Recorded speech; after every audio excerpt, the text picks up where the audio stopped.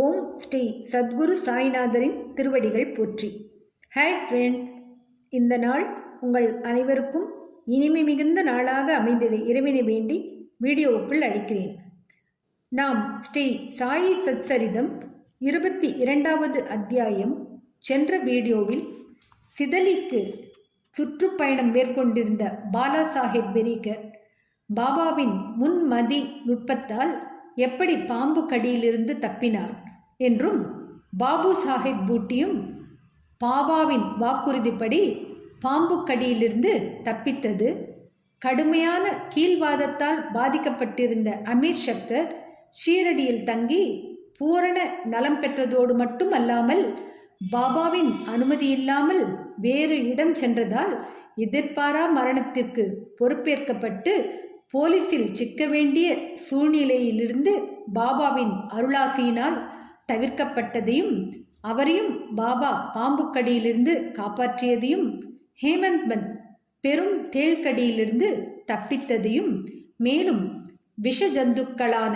பாம்பு, தேள் இவைகளை கொல்வதை பற்றி பாபா கூறுகையில், எல்லா ஜீவனுள்ளும் விஷ ஜந்துக்கள் உட்பட இறைவன் வசிக்கிறார் என்றும், இறைவன் கட்டளையின்றி யாரும் எவருக்கும் எந்தவித தீங்கும் இழைத்துவிட முடியாது என கூறி, விஷ ஜந்துகளுக்கும் நாம் தீங்கிழைக்காமல் இருப்பது நம் தர்மமாகும் என்று தன் முடிவான கருத்தை பாபா வெளிப்படுத்தியதும் கண்டோம்.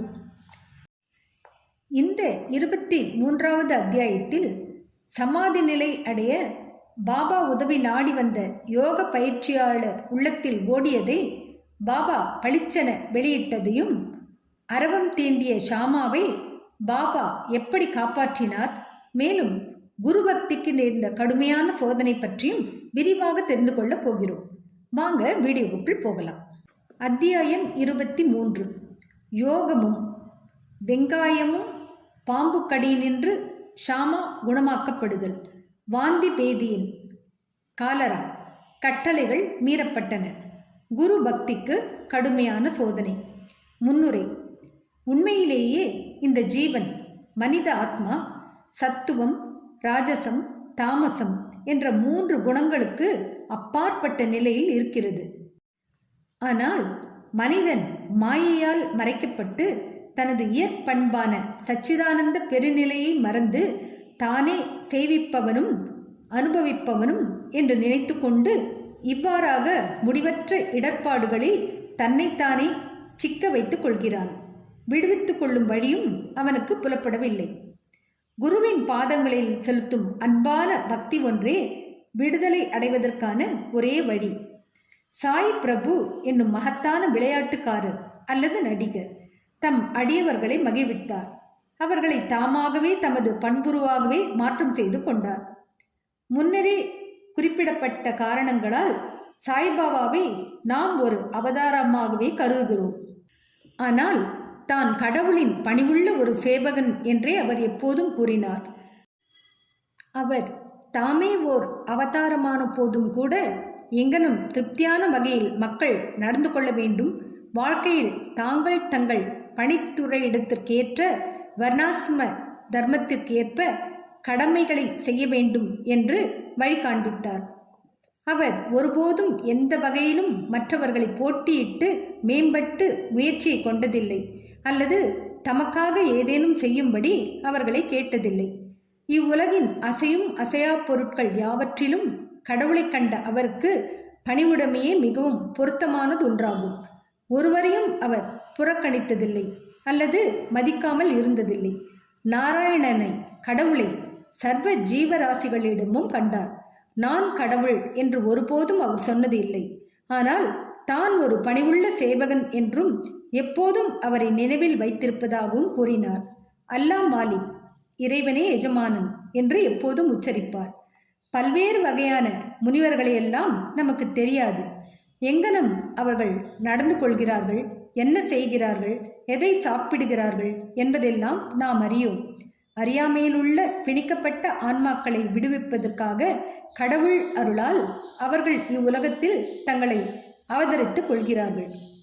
நல்வினைகளின் சேமிப்பு ஏதேனும் நமது கணக்கில் இருக்குமானால் முனிவர்களின் கதைகள் அல்லது லீலைகளை கேட்பதற்கு நமக்கு ஓர் ஆர்வம் அல்லது சுவாரஸ்யம் ஏற்படுகிறது. அல்லாவிடில் கேட்பதற்கு ஆர்வம் எழாது. இந்த அத்தியாயத்தின் முக்கிய கதைகளுக்கு இப்போது திரும்புவோம். யோகமும் வெங்காயமும். நானா சாஹேப் சந்தோர்கருடன் ஒரு முறை ஷீரடிக்கு ஒரு யோக பயிற்சியாளர், யோக சாதகர் வரும்படி நேரிட்டது. பதஞ்சலியின் யோக சூத்திரங்கள் உள்ளிட்ட எல்லா யோக புத்தகங்களையும் அவர் கற்றிருந்தார். எனினும் யோகத்தில் நடைமுறை அனுபவம் ஏதும் அவருக்கு இல்லை. தமது மனதை ஒருமுகப்படுத்தி குவிக்கவும் சமாதி நிலையை ஒரு சிறிது நேரம் எய்தவும் கூட அவரால் முடியவில்லை. சாய்பாபா தம்பால் மகிழ்ச்சி அடைந்தார் என்றால் நீண்ட நேரம் சமாதி நிலையை எய்துவதற்கு அவர் தமக்கு வழிகாட்டுவார் என்று நினைத்தார். உள்ளத்தில் இக்குறிக்கோளுடன் அவர் ஷீரடிக்கு வந்தார். மசூதிக்கு அவர் சென்றபோது சாய்பாபா ரொட்டியை வெங்காயத்துடன் சாப்பிட்டு கொண்டிருப்பதை கண்டார். இதை கண்ணுற்ற அவருக்கு மனதில் ஓர் எண்ணம் எழுந்தது.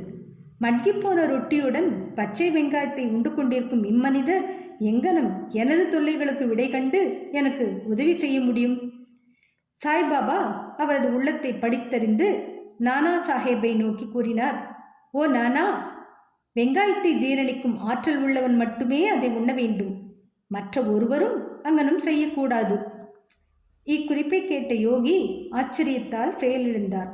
பின்னர் பூரண சரணாகதியுடன் பாபாவின் பாதங்களில் அவர் வீழ்ந்தார். தூய திறந்த உள்ளத்துடன் தனது தொல்லைகளை கேட்டு பாபாவிடமிருந்து அவைகளுக்கு விடையும் பெற்றார். இவ்வாறாக திருப்தியும் மகிழ்ச்சியும் அடைய பெற்று பாபாவின் ஊதி ஆசீர்வாதங்களுடன் அவர் ஷீரடியை விட்டு சென்றார். பாம்புக்கடியினின்று ஷாமா குணமாகுதல். இக்கதையை தொடங்கும் முன்பாக ஹேமந்த் பந்த் ஜீவனை கிளிக்கு மிக நன்றாக ஒப்பிடலாம் என்றும், ஒன்று உடம்பினுள்ளும் மற்றொன்று கூண்டினுள்ளுமாக இரண்டுமே கட்டுண்டிருக்கின்றன என்றும், கட்டுண்டு கிடக்கும் அவைகளது தற்போதைய நிலையே அவைகளுக்கு ஏற்ற நன்மையானது என்று அவைகள் கருதுவதாகவும் கூறுகிறார். உதவியாளர் ஒருவர், அதாவது குரு வரும்போது கடவுள் அருளால் அவைகளின் கண்ணை திறந்து அவைகளின் கட்டுக்களினின்றும் அவைகளை விடுவிக்கும் போது மட்டுமே அவைகளின் கண்கள் இன்னும் பெரியதும் சிறந்ததுமான வாழ்க்கைக்கு திறந்து விடப்படுகிறது. இத்துடன் அவர்கள் முன்னைய வரையறையை உடைய வாழ்க்கையை ஒப்பிட்டால் அது சூன்யமே ஆகும்.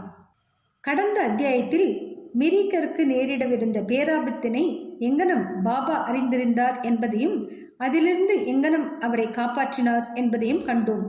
இதைவிட சிறப்பான கதை ஒன்றினை இப்போது வாசகர்கள் கேட்பார்களாகும். ஒரு முறை ஷாமாவை நச்சுப்பாம்பு ஒன்று கடித்துவிட்டது. அவரது கையில் உள்ள சுண்டு விரலில் கடிபட்டு விஷம் உடம்பு முழுக்க பரவத் தொடங்கியது. ஷாமாவும் தாம் விரைவில் இறந்து விடுவோம் என்று எண்ணும் அளவிற்கு வலியும் அவ்வளவு தீவிரமானதாய் இருந்தது.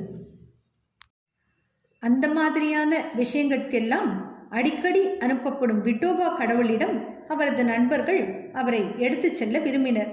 ஆனால் ஷாமா மசூதிக்கு தமது விட்டோபாவிடம், சாய்பாபாவிடம் ஓடி வந்தார். அவரை பார்த்ததும் பாபா திட்டவும் கண்டிக்கவும் தொடங்கினார். அவர் மூர்க்கமடைந்து, ஓ இழிந்த பதுர்த்தியா பூசாரியே, மேலே ஏறாதே, அங்கனம் ஏறினாயோ ஜாக்கிரதை என்று கர்ஜித்தார். பின்பு போ, அப்பாலே போ, கீழிறங்கு என்றார். இங்கனம் பாபா சீற்றத்தினால் சிவந்து இருப்பதை பார்த்த ஷாமா பெரிதும் குழப்பமடைந்து ஏமாற்றம் அடைந்தார். அவர் மசூதியே தமது வீடு என்றும் சாய்பாபாவே தமது ஒரே அடைக்கலம் என்றும் எண்ணியிருந்தார். ஆனால் இங்கனம் விரட்டப்பட்டால் அவர் எங்கே செல்வார்? உயிர் வாழ்வதின் நம்பிக்கை அனைத்தையும் இழந்து அமைதியாய் இருந்தார். சிறிது நேரத்திற்கு பின் பாபா சாதாரணமாகவும் அமைதியாகவும் ஆனார். அப்போது ஷாமா மேலே சென்று அவர் அருகில் அமர்ந்தார். பின்னர் பாபா அவரிடம், பயப்படாதே, எள்ளலும் கவலைப்படாதே, கருணையுள்ள பக்கீர் உன்னை காப்பாற்றுவார். போய் வீட்டில் அமைதியாக அமர்ந்திரு, வெளியில் செல்லாதே, என்னை நம்பு, பயப்படாமல் இரு, கவலைப்படாதே என்று கூறினார்.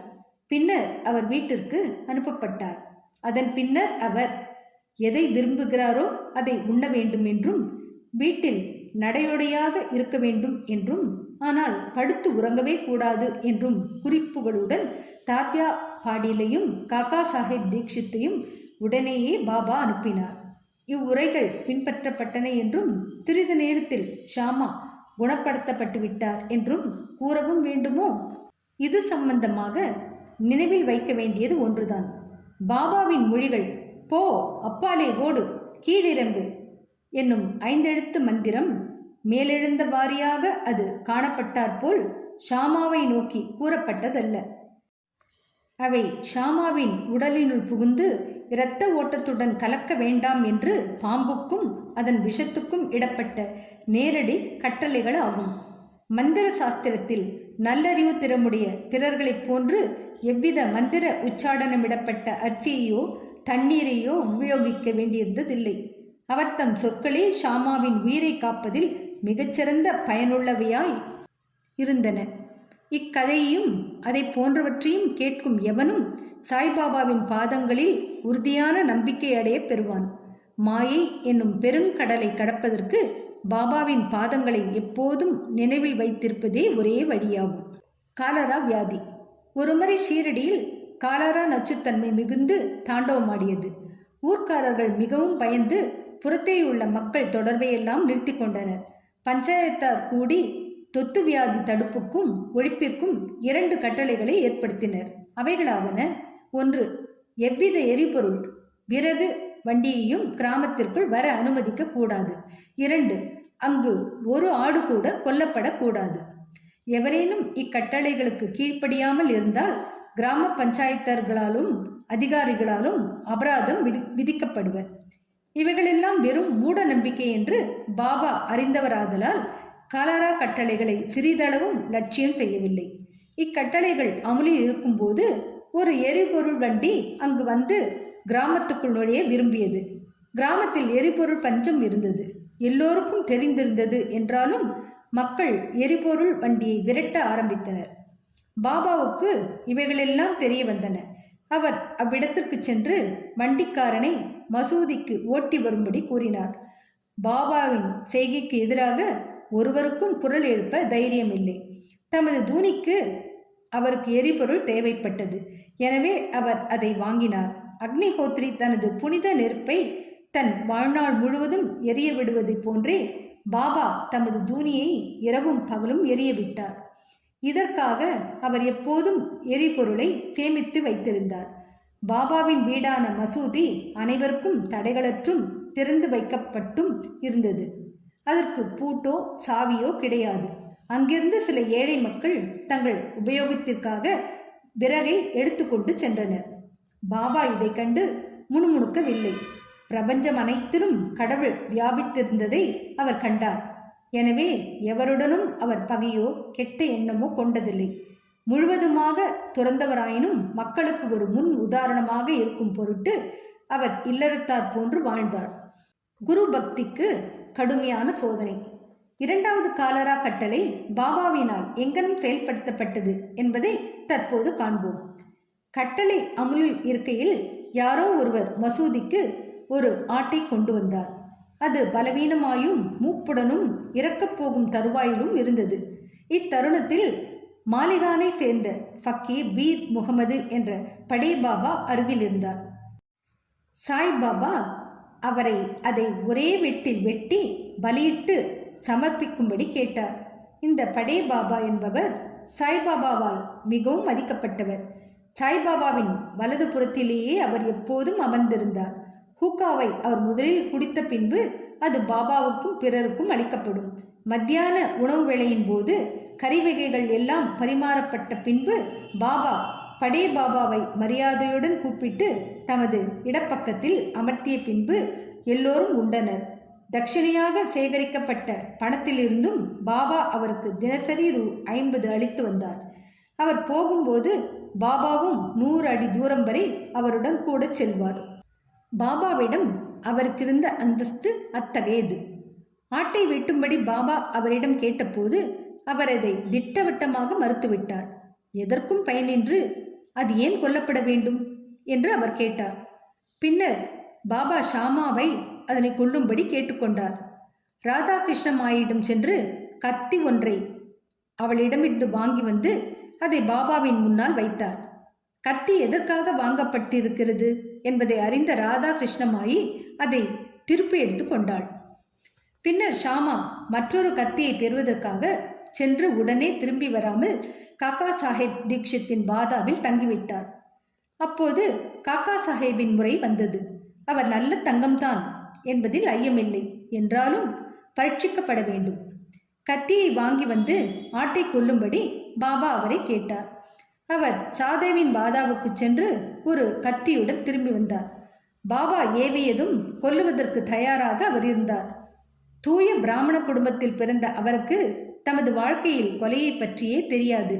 ஹிம்சை செயலுக்கு முற்றும் அவர் எதிரான போதும் ஆட்டை கொல்வதற்கு தன்னைத்தானே தைரியப்படுத்தி கொண்டார்.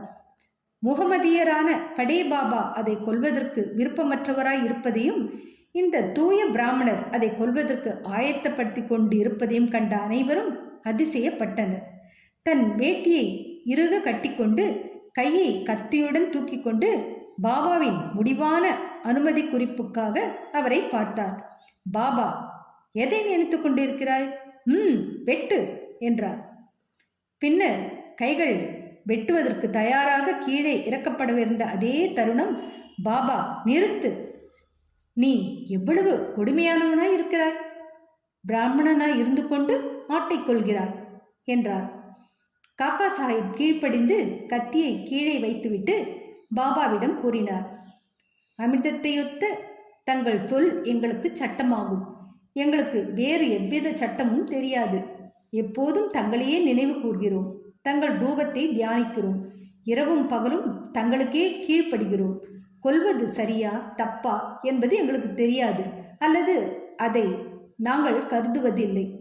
பொருட்களுக்கான காரணத்தை ஆராயவோ விவாதிக்கவோ நாங்கள் விரும்புவதில்லை.